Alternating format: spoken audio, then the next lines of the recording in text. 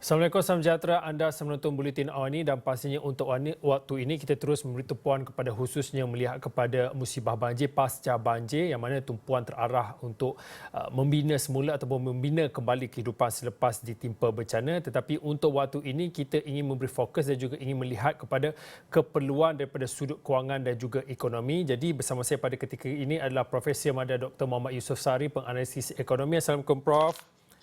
Waalaikumsalam, Fauzi. Prof, kita tahu dan juga apa yang disuarakan dan juga kebimbangan dan mungkin sedikit kesedihan daripada kebanyakan mangsa yang banjir, yang terjejas akibat musibah banjir ini. Ramai yang mengharapkan akan ada bantuan yang berskala lebih besar. Ada yang mengatakan kalau bolehlah mengharapkan bantuan kewangan daripada KWSP, tapi seperti apa yang dimaklumkan baru-baru ini, belum ada lagi ketetapan ataupun pengumuman khas ataupun kebenaran untuk mengeluarkan sejumlah wang ataupun bantuan khususnya melihat daripada tabungan persaraan daripada KWSP.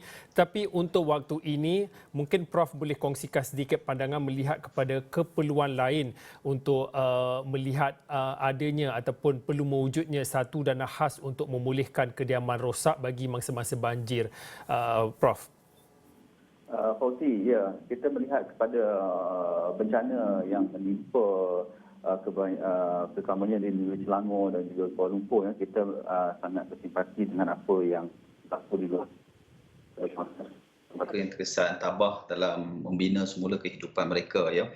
Baik, bila kita cakap berkenaan dengan bantuan ni, bagaimana, ya, kita tahu baru-baru ini sudah ada cadangan, ya, menyatakan untuk membenarkan pengeluaran KWSP untuk dikeluarkan untuk sebagai fasiliti ataupun kemudahan kepada mereka yang terkesan akibat daripada banjir yang menimpa baru-baru ini.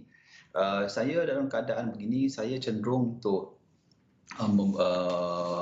menyatakan pendirian saya bahawa seboleh-bolehnya KWSP itu dielakkan untuk dikeluarkan kerana itu adalah benteng terakhir kepada mereka yang bekerja di swasta dan persaraan mereka kelak selepas mereka bersara daripada umur persaraan, ya, kerana kita tahu bahawa keadaan yang berlaku sekarang ini adalah juga wake up call kepada KWSP dan juga kerajaan sendiri bagaimana untuk menambah baik skim persaraan pihak swasta, kerana kita lihat dari segi umur yang jangka hayat penduduk yang semakin meningkat dan sebahagian juga pekerja di luar sana yang terpaksa lagi bekerja walaupun selepas umur persaraan. Ini satu wake up call yang kita lihat secara perlu lihat dan perlu ada pertambahbaikan. Tak apa, kita lupakan sekejap perkara itu. Baik, kita pergi pada isu masalah banjir ini. Jika dari perspektif tersebut, ya, Fauzi, saya cenderung untuk kita mencari kaedah lain untuk membantu mereka yang terkesan ini.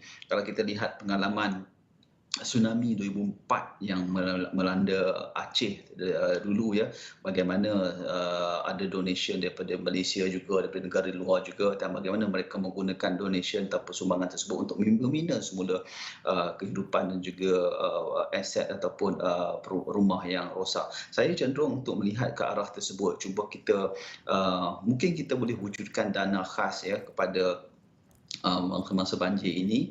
Dana khas ni sumbangan daripada pihak swasta, sumbangan daripada pihak individu dan juga sumbangan daripada pihak luar, ya.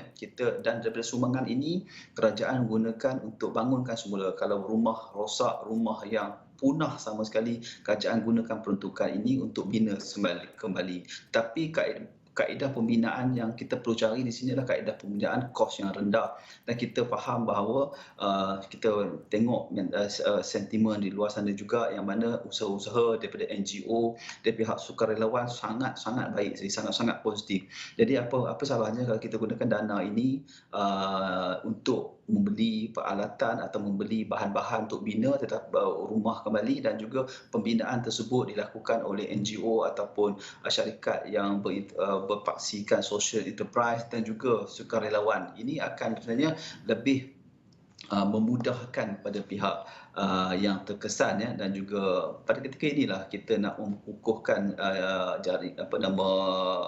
aspek sosial kita dalam ekonomi. Jika itu tidak berlaku, Fauzi, mungkin kita daripada sumbangan yang diperolehi tersebut, kerajaan boleh gunakan konsep sharing, maksudnya mungkin 60% kerajaan sumbangkan, 40% daripada individu yang berkenaan yang terkesan, dan membina semula rumah mereka dengan konsep ini tadi. Pokoknya kat sini adalah seelok-eloknya usahlah kita memberi cadangan yang nampaknya mudah untuk dilaksanakan, tetapi implikasi dalam jangka masa panjang bagi saya besar, terutamanya kepada golongan yang bekerja swasta dan yang mana jika apatah lagi jika tabungan daripada kedua SP mereka sedikit, ya, sebab kita sebelum ni kita dah beberapa kali menggunakan fasiliti berkenaan untuk keluar semasa kita dan menghadapi krisis pandemik. Takkan masa ni kita nak guna lagi. Mungkin kita cuba cari kaedah lain yang mana kaedah yang lebih baik kepada kedua-dua pihak, iaitu pihak kerajaan dan juga pihak yang terkesan. Saya cenderung ke arah tersebut, Fauzi. Prof tadi ada menyebut tentang kita perlu belajar pada pengalaman lepas, tadi mengambil contoh dengan apa insiden bencana yang berlaku di Aceh, dan juga tadi disebutkan juga cadangan berkaitan dengan dana khas pembiayaan, mempertimbangkan pembiayaan daripada luar negara. Mungkin pada waktu ini, dan seperti mana yang kita tahu, bencana banjir bukanlah perkara baru kalau boleh disifatkan setiap tahun negara ataupun khususnya di Pantai Timur dilanda musibah banjir. Mungkin pada waktu ini, apa perkara yang perlu Malaysia ataupun kerajaan perlu lihat, iktibar yang terlepas pandang dalam mana kita melihat kepada penyediaan dana secara khusus untuk musibah bencana ini, dan kita bercakap tentang realiti baharu, ya, kita bercakap tentang norma baharu. Bagaimana dan apa sebenarnya yang diperlukan pendekatan baharu dalam mana menangani impak bencana secara keseluruhannya, Prof? Fauzi, memang benar sama sekali. Banjir ni seolah macam acara tahunan kepada Malaysia, ya. Kita dah boleh anggarkan bila tempohnya, keadaan dekat mana yang terdedah pada risiko banjir. Tetapi kita seolah, bagi pandangan peribadi saya, kita tidak pernah belajar daripada apa yang berlaku sebelum ini, ya. Sebenarnya ini adalah wake up call sebenarnya. Wake up call yang cukup jelas kepada kita bahawa perlunya ada pendekatan yang berbeza dalam menangani isu banjir, terutamanya mereka yang terkesan akibat banjir, ya. Saya masih ingat, Fauzi, ya, pada tak silap setahun lepas ataupun 2 tahun lepas, kita ada juga membuat kajian kepada unit perancang ekonomi, di mana kita lihat kepada sejauh mana faktor banjir ini boleh memberi impak kepada dalam mengurangkan potensi KDNK, ya. Kita lihat contoh, kalau kita lihat di Terengganu pada 2014 dulu, Fauzi, ada kajian menunjukkan bahawa banjir yang berlaku pada 2014 di Terengganu telah mengurangkan potensi KDNK negeri sebanyak 1.5%, ya. Itu bagi kes di Terengganu. Bagi kes di Malaysia ini saban tahun negeri-negeri lain juga, dan impaknya secara langsung dan tak langsungnya besar pada ekonomi. Jadi bergerak ke hadapan, Fauzi, bagi pandangan saya, ya, saya ada juga menulis di dalam beberapa penerbitan kami, ya, yang mana kami mencadangkan bahawa selain daripada kita memperkenalkan insurans yang melindungi harta benda, satu lagi insurans yang penting adalah insurans yang berkaitan dengan pekerjaan, yang mana insurans ini adalah berkait dengan risiko banjir, ya. Kalau kita lihat pengalaman, kalau kita cuba nak kongsi di sini, ya, pengalaman di Jepun, Fauzi. Jepun mereka melaksanakan insurans pekerjaan mereka kerana bukan disebabkan oleh krisis ekonomi, kerana faktornya bermula daripada bencana gempa bumi, ya, yang mana bencana gempa bumi telah memberi impak yang besar kepada sektor pekerjaan. Jadi mereka dari situ mereka mulakan melaksanakan inisiatif insurans pekerjaan. Di Malaysia kita ada insurans pekerjaan yang dilaksanakan ditadbir oleh Perkeso. Cuma kita mahu diperkasakan lagi, ya. Kita mahu mereka yang terkesan akibat banjir ni, sama ada majikan ataupun pekerja, mereka dilindungi. Contohnya, Fauzi, dalam beberapa situasi, contohnya saya terkesan akibat banjir, tetapi majikan saya, tempat bekerja saya tidak terlibat dengan banjir. Jadi saya dipaksa pergi kerja. Tapi keadaan saya tidak membolehkan saya pergi kerja. Dalam keadaan situ, siapa yang akan melindungi saya? Contoh, ada situasi lain pula. Saya kehilangan pekerjaan akibat saya banjir, ataupun saya dipotong gaji akibat saya tidak boleh pergi bekerja. Dalam keadaan tempoh saya keadaan terkesan tu, siapa yang akan lindungi saya? Bantuan yang ada one off tu tidak cukup, makanan juga tidak cukup. Saya perlukan, contohnya mungkin saya perlukan beberapa bulan ni Fauzi untuk kembali kepada kembali kepada pulih daripada kecederaan akibat daripada banjir ini. Jadi situasi-situasi ini menuntut kita supaya melaksanakan satu pendekatan yang lebih mampan Fauzi, pendekatan yang lebih inklusif untuk melindungi masa banjir ini, dan pendekatan yang mana tidak akan memberi beban keuangan besar kepada kerajaan. Inilah yang patut kita lakukan di masa depan. Ini dah wake up call yang jelas. Kalau kita tak belajar lagi dari kesilapan ataupun belajar daripada keadaan yang berlaku ini, saya tidak boleh kata apa lagi dah, kerana ini jelas wake up call yang sangat jelas kepada kita. Kerana seperti kita tahu, 8 tahun kita dikelanda banjir ni Fauzi. Jadi perlu ada satu jaringan keselamatan sosial dan juga jaringan ataupun perlindungan harta benda yang lebih mempan di masa depan. Prof, saya tinggal lebih kurang 2-3 minit akhir ini, tetapi kalau diikutkan daripada hari ini sehingga kita sebenarnya tinggal 2-3 hari lagi menjelang pada tahun baru, tahun 2022, mungkin pada waktu ini seperti mana yang telah pun dimaklumkan sebelum ini, kalau diikutkan tahun 2021 adalah sebenarnya adalah tahun pemulihan ekonomi.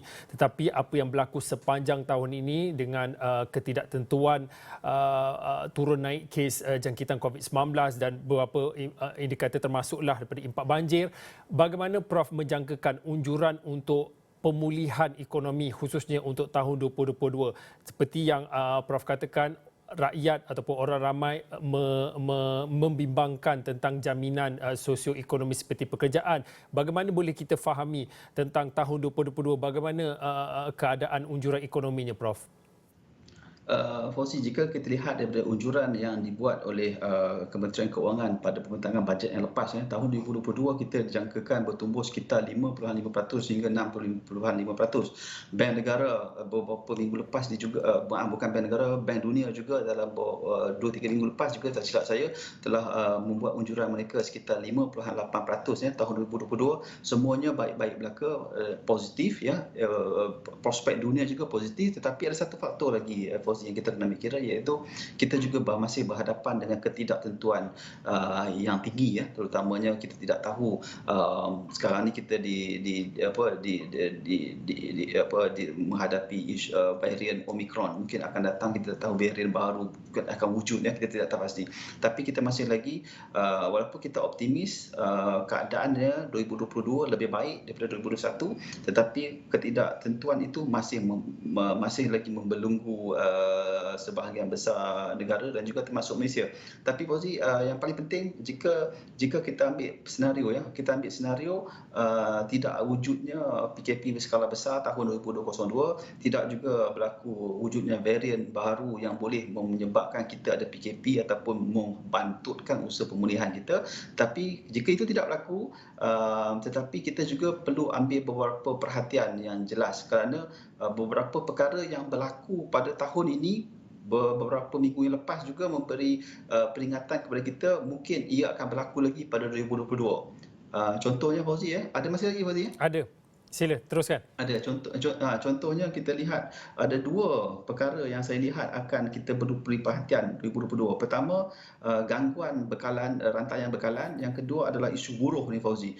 Dua benda ni telah mempengaruhi, telah memberi impak kita pada beberapa minggu lepas. Harga ayam naik Fauzi, salah satunya disebabkan oleh gangguan bekalan pasaran, sebabnya kita bekalan import daripada negara luar telah naik harga tinggi disebabkan oleh kekurangan bekalan menyebabkan harga ayam tinggi. Dan masa yang sama adalah kita lihat pekerja di ladang, yang pekerja asing yang terhad ini tidak dapat untuk menyokong pengeluaran, akibatnya harga naik. Begitu juga di sektor perhotelan ya, kita lihat kalau dulu contoh mudahnya kita pergi check in pukul 2, pukul 3 kita dah boleh masuk. Sekarang ni kita mungkin pukul 5, pukul 6 baru kita boleh masuk disebabkan oleh kekurangan pekerja.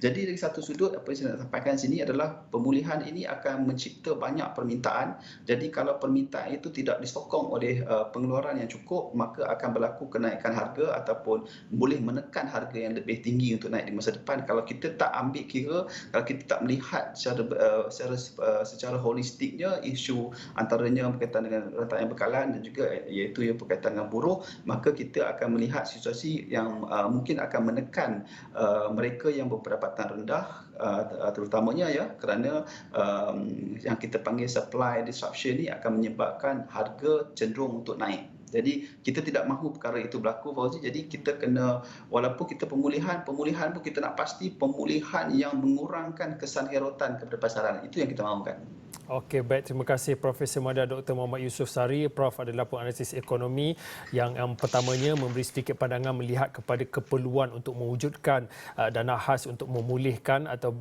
memberi fokus kepada mereka atau pemangsa-mangsa banjir, dan juga yang berikutnya ataupun yang keduanya Prof berkongsi pandangan dan juga unjuran ekonomi bagi tahun 2022.